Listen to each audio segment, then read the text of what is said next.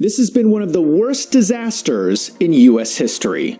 Although it has been a month, the mainstream media is still not covering this story. Wars and Finance YouTube channel. It's my first go-to YouTube channel when I start watching videos.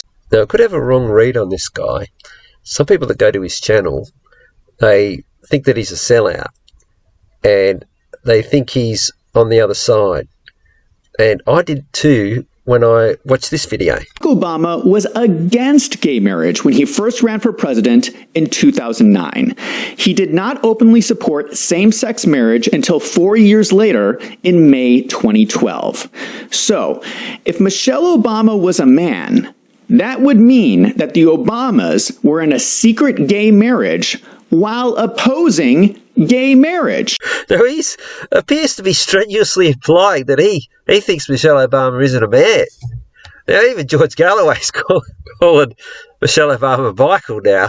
And I was like fooled because I've watched these other videos. I've been following his channel longer than just these two videos.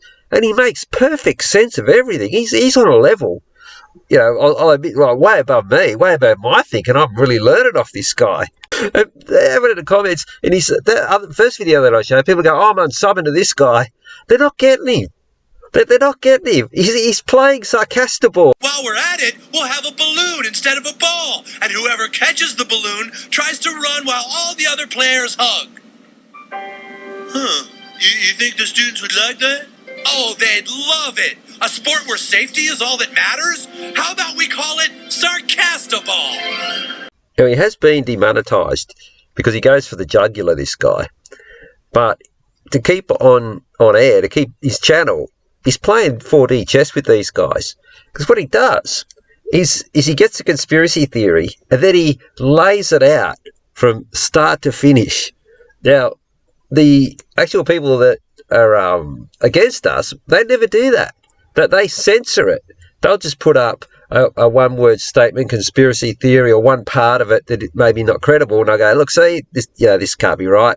And not this guy. Like I said, he lays it out, and in the Maui fires one, he tries to put the story, spin it that, oh, look, the government's just incompetent.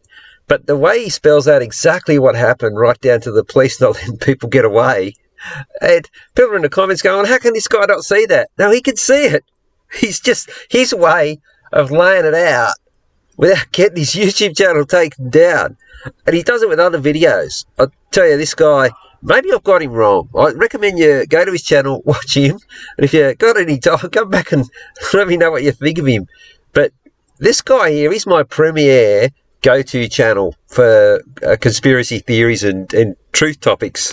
I find this channel really informative as well. She talks a lot about crypto, explains it so simply. You can't miss it. You can't not understand it the way she explains it. But what she also does in explaining it is she really paints the picture of where the financial sectors go, which is really one of the most important part, the banking and all that. That's what's really behind all this. So you get a real understanding when she goes into it of what's happening at that level. I'll just show one more channel. I've been going to this Stansbury research for quite some time. There's a few different presenters, but Danielle Camboni, she does all the interviews. She's okay herself, but it's the guests. And this is such a great interview with Gerald Celente, but he's also updated it on other. A lot of people want to interview this guy. I know some people have their doubts about him, but the way he goes off and the accuracy of what he says and his predictions, he's pretty well spot on. And not so much Gerald Celente, he's been around for a long time, but Crypto Casey, she's got her welcome to her YouTube channel. It was a year ago. Her and Wars and Finance, and there's just a heap of new truther channels, essentially, I don't know if they'll ever be called that, but that are calling out what's going on. And they're really professional and they're really good, and they got my attention. And it's got me thinking about the future of what I'll be doing. I don't think there's any reason for me to duplicate what's been done better than me as far as Maui fires goes, and more on the international scene. You know, the days of pulling apart the shenanigans they were playing out on the streets here in Australia as well, in Sydney. But the three big ones that I really covered, I did a lot of videos on, which was the Minto stabbing with what was his name? Isis Khan? Was it Isis Khan? Yeah. And down in Burke Street, a couple of those ones, mainly Jimmy Gargasaurus. But this one here, this was just the effing funniest thing I have ever seen him put in front of us. It was just so funny. It had everything. The scene where they're all chasing him with the chairs, my God, it was funny. I honestly could not stop laughing if you look back at the vids that I made on it.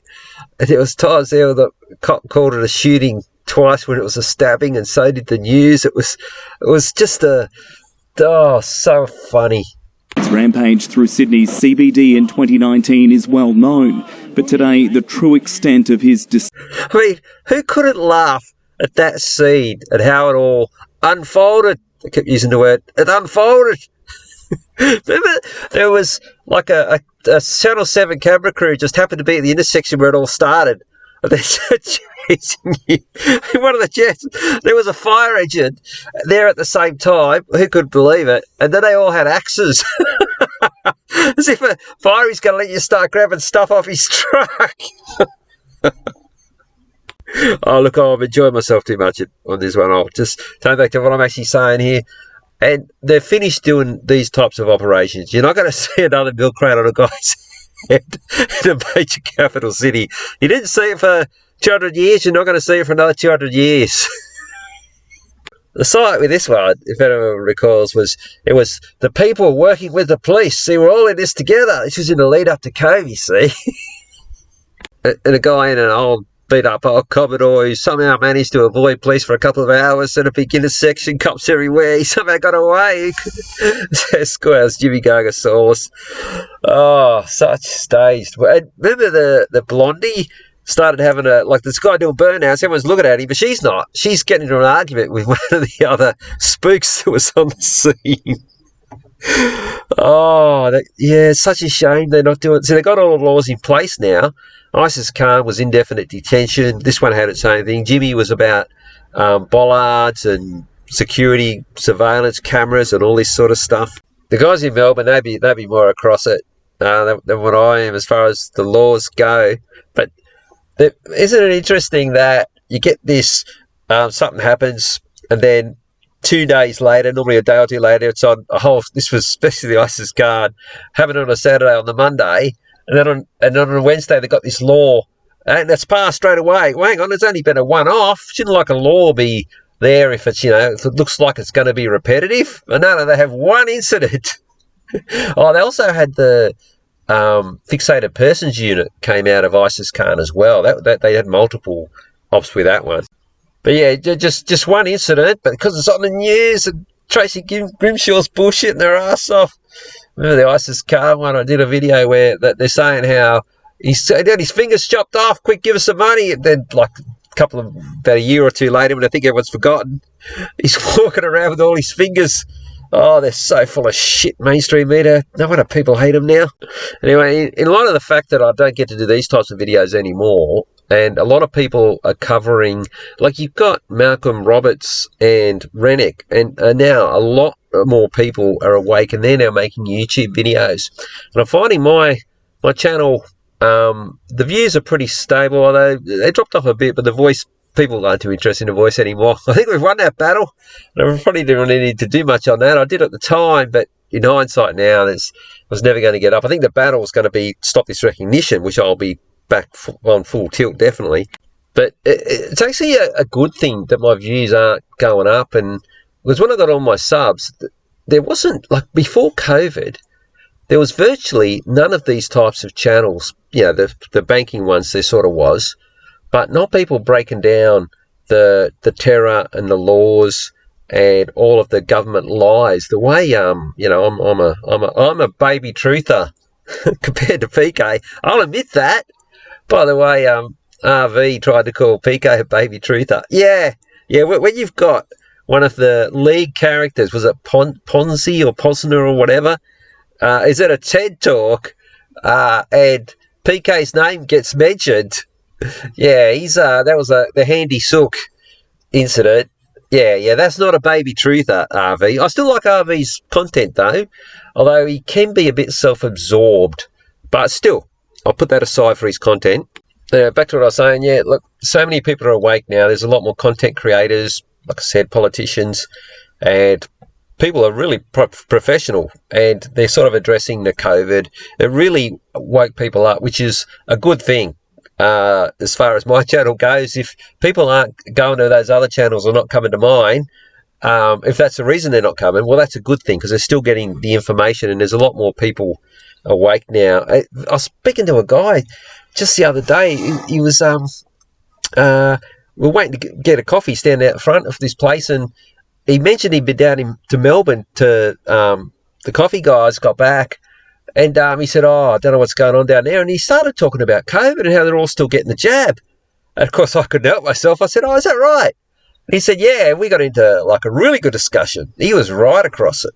Yeah, very rarely, like, would you ever see everyone just randomly, like in a public place, just start talking about it. And it happens a lot. And then people, in fact, they sort of say, "Yeah, I know. They don't really want to discuss it too much." But they know that this COVID was just, we all know, it's so obvious now. When you got doctors getting on YouTube channels pointing exactly how it was a scam. Anyway, the future of my channel, though, is, like I said, I haven't got these shenanigans that make me laugh. I'll still be making the space ones, but I'm going to do really niche videos. And look, I keep talking about Substack. I've got some really in-depth articles. Hopefully people will like them. I'm going to have introductory videos to Substack. I'm going to move over because I want to leave a permanent legacy for what I've done. And I think Substack's going to be more permanent than these video channels. They can get taken down randomly. And people tend to only watch videos at the start. Like, I tend to not watch a video that's 6 months old or something, because lots changes. Whereas when you read something, it seems it covers a longer period of time, not just sort of the immediate what's happening at the time at present. Just finish. I just want to make a mention of PK, because his Boston videos, so many people, including myself, I knew about 9/11. The guy worded me up on that. But as far as the intricacies and how they staged this bullshit, the way he broke it down and pointed out, once you see it, it's obvious, but the way they presented it in the media, you kind of miss it. PK stuff of frame show the Boston bombing. How are the pants shredded? The trouser bomb. And that, just that simple observation, but he did that with everything that he did. So I just really want to reiterate how appreciative I am of the work that he's done in the past, and he still continue to do it. But like me, though, you kind of get a bit swamped by a lot more content creators, as well as the fact the guys with crates on their heads are no longer there. I just want to we'll clear the air as on PK. Now, he and I had a bit of a falling out over the Burke Street. And I'd had an observation, and ordinarily he just used to, if he disagreed with my channel or something, he might comment, "Oh, nah, this or that," or whatever, pretty civil, but he really fired up. But he had reason to, in hindsight, when I look at it, because what I was putting forward was was in contradiction to not just what he said. He wouldn't probably care about that, but it was casting doubt on what his son had said. Now, I didn't think it did, but he thought it did. That's how he took it. And I look back now and I think of that was like 4 or 5 years ago.